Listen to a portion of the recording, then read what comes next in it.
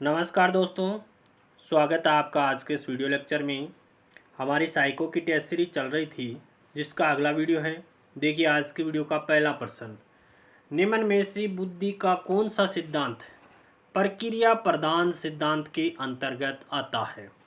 तरल व ठोस बुद्धि का सिद्धांत, ये तो कारकीय सिद्धांत है। पदानुक्रमिक सिद्धांत, ये भी कारकीय सिद्धांत है। प्रतिदर्श सिद्धांत, ये भी कारकीय सिद्धांत है।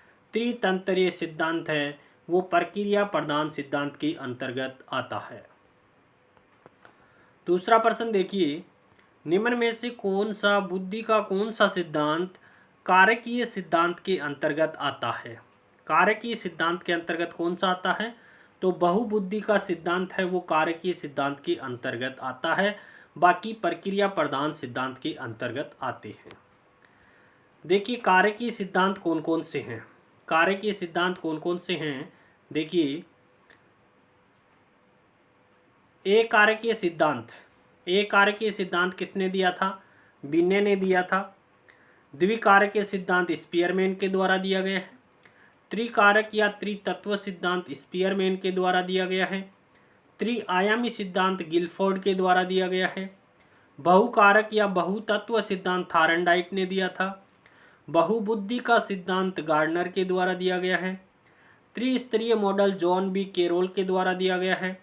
समूह कारक सिद्धांत थ्रस्टन के द्वारा दिया गया है। प्रतिदर्श सिद्धांत थॉमसन के द्वारा दिया गया है। और पदानुक्रमिक सिद्धांत बैट व वर्णन के द्वारा दिया गया है।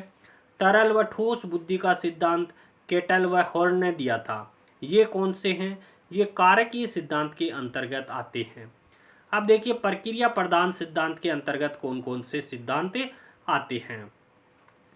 तो देखिए प्रक्रिया प्रधान सिद्धांत के अंतर्गत त्रितंत्रीय सिद्धांत स्टर्नबर्ग के द्वारा दिया गया है। पास मॉडल जेपी दास, नागलिरी और किर्वी के द्वारा दिया गया है। जीन पियाजे का सिद्धांत आता है। जेरोम ब्रूनर का सिद्धांत आता है। आर्थर जेनसन का सिद्धांत आता है। किसके अंतर्गत, प्रक्रिया प्रधान सिद्धांत के अंतर्गत।